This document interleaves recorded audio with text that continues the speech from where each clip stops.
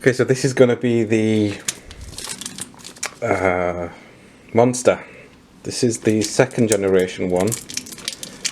I've just opened the box for the Prospect GMT.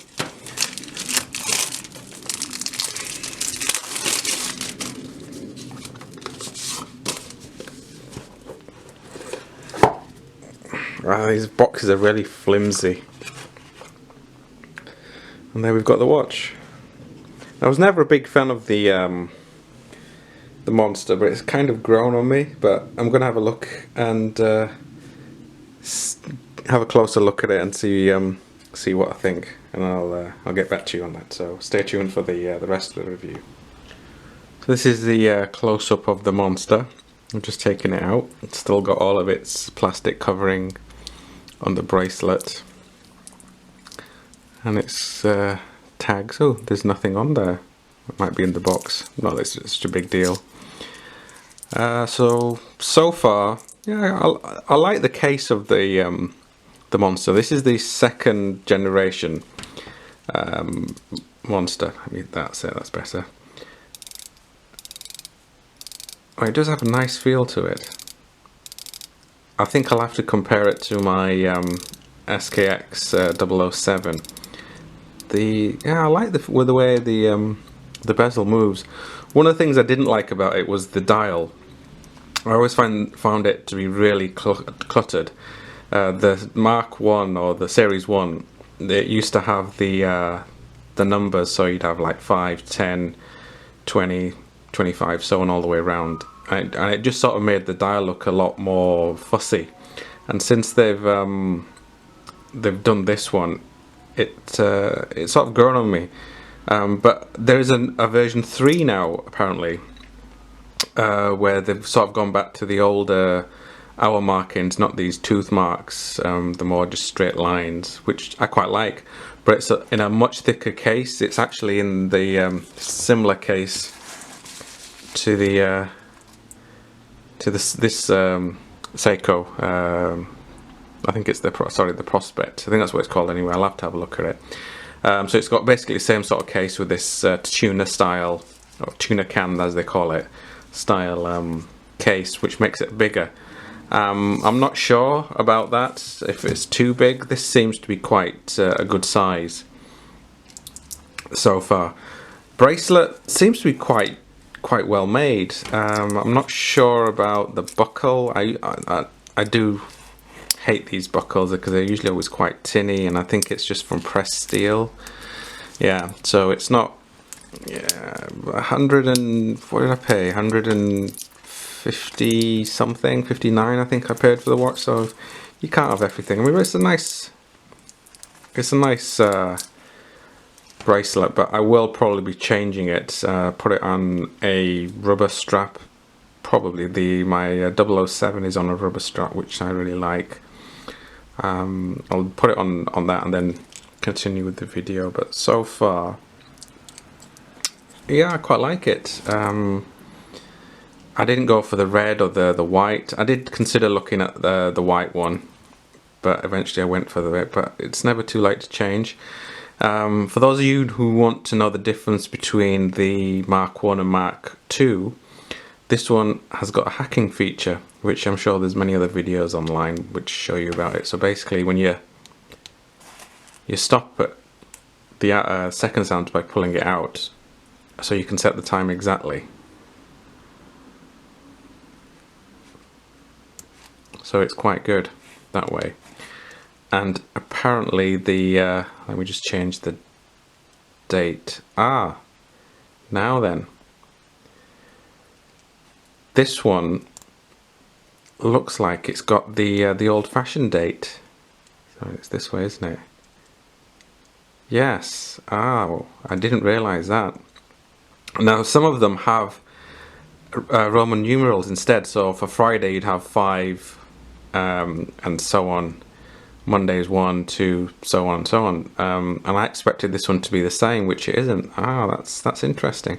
Not that I would have used it. I would have kept it to the normal date, like this. I would have just used today is Sunday.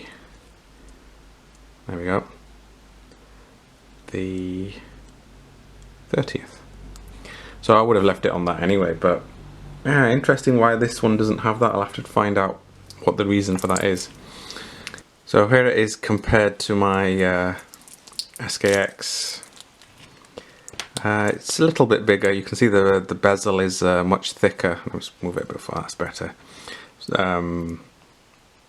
So the actual inner dial seems to be at the same size, but the bezel is bigger.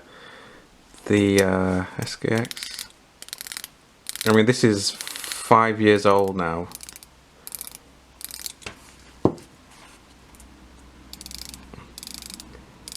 Yeah, this one is a lot smoother. You can even hear from the click.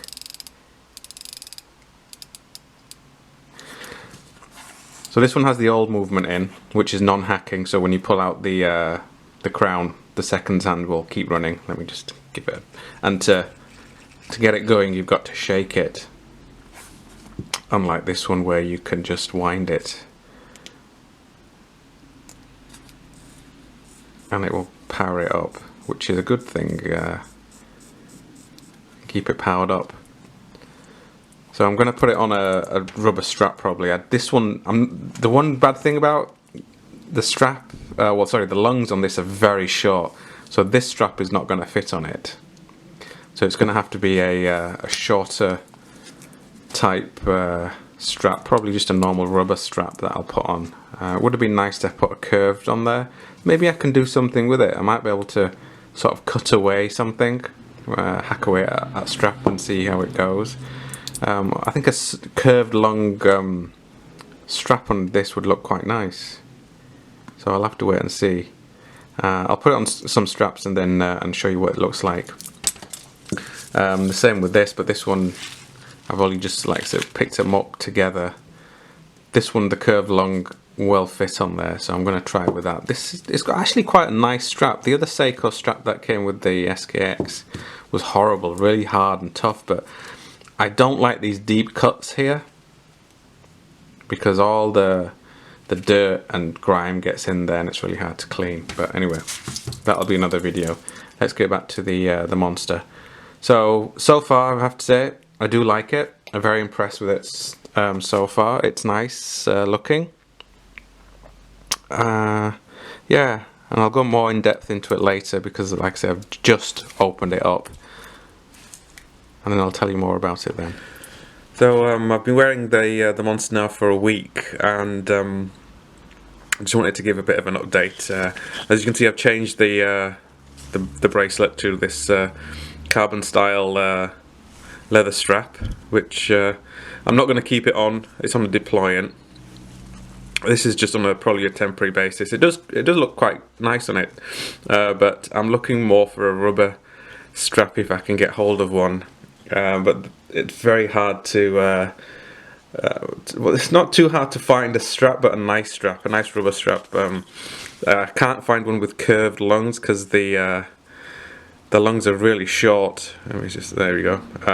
So it's quite difficult to find a rubber strap that I like. There's a couple that I've got which I haven't had time to put them on, but I don't think they would suit it. One of them is like a tire tread type strap, but I don't know, just didn't seem right for it. So to go into a bit more detail, the case of the watch is 43mm in diameter. Lung to lung, it's 47mm, and it's 13mm thick. Now, one thing I didn't realise when I bought it is this is a 22mm. Sorry, not 20. I thought it was 22mm. It's actually 20. So that's one of the reasons I'm finding it a bit more harder to get some nice straps for it. There's not that many nice 20mm straps, and most of my other watch straps are 22. So I'll keep looking around. I'm sure I'll find something, but on the meantime I'll just leave it on this. So this runs the new 4R36 movement. The older one was the S726 movement. So like I said earlier, the difference mainly is this is hackable, so when you pull out the crown, it will stop the movement.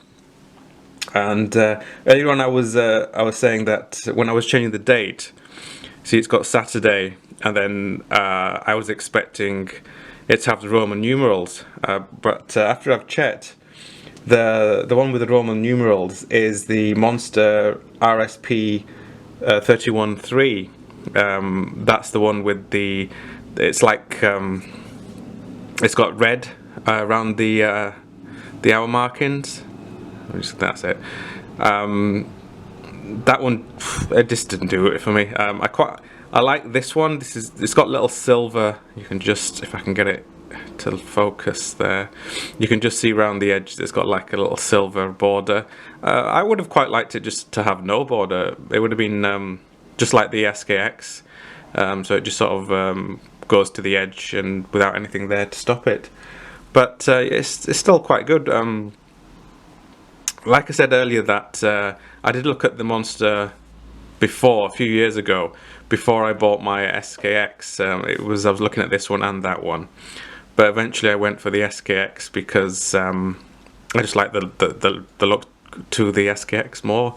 But they've changed the dial a bit to this one. So I took a chance, and I do like it. The one thing that I've noticed while I've been wearing it, and I do use the crown a lot, sorry, the bezel a lot when I'm timing stuff, is because it's got this, what would you call it? Some people call it a shroud. I think I'll just call it the same thing. It does interfere when turning the bezel, and I've actually been caught out. You can just see it there. So when I'm turning it, my finger will nip just on the corner. I can just get it into focus there. See, it's quite sharp on the edges and there, and it's caught me a few times. So if I'm doing, you see, that bloody hurt. It caught me on the bottom one, and they are very sharp.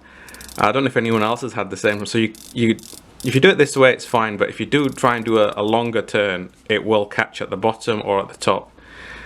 So that's quite inconvenient, because I'm used to just sort of turning it quickly. So you turn it a little bit slower, or you move your fingers a lot quicker. So that's one of the downsides to this case. I do like the case, and I like the way it's got these cutouts which go into the bottom of the case.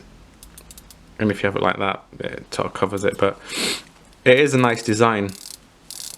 If I was to choose, if I had to choose between this and my SKX 007, I think I would pick the SKX. I like that one a lot better than this one, to be honest. It's just a personal thing. I like the simplicity of the other one. I think it's very it's got nothing too fancy on it. Like this has got all this, and it's got the shroud there, and the teeth mark our markers and stuff. So the other one is just quite a simple, basic tool watch. It's got drill lungs, which I do like. To take the strap on and off this is so easy compared to the SKX. So you got to sort of go in there at the back with the toolbar and try and get the strap off, and you can sort of damage your strap sometimes. This is a lot easier. Just pop your little tool in there, and out comes the strap. So yeah, so like I say, in the meantime, I'll have it on this, and then from there I'll see if I can find a better strap for it. On wrist, it fits really well. That's mainly because of the short lungs. It doesn't overhang too much, considering it's 43mm in diameter. It's really nice. It fits well. Most of the time I don't like to wear anything more than 42mm. The same with the Prospect as well. It's got very short lungs, so it fits really well, and it's not too tall on the wrist either, with it just being 13mm. But all in all, I do like it. I'm glad I've got it, and it'll probably stay in my collection for some time. possibly forever. I don't see any need to sell it. And for the price range, for bang for buck, it's an absolutely fantastic watch, I think. What did I pay? I think it's 159 or about 160, and that was with the steel bracelet. To be honest, I've put the bracelet down somewhere and I can't remember where I put it, because I did want to show it to you again all open, but I always do that. I always hit the bracelets off and then I can never find them. But there you go, that's the monster. Thank you for watching. So I forgot to talk about the loom, but then again, what is there to say, more to say about Seiko's loom? As you can see, it's fantastic. It's probably one of the best looms that there's around for dive watches.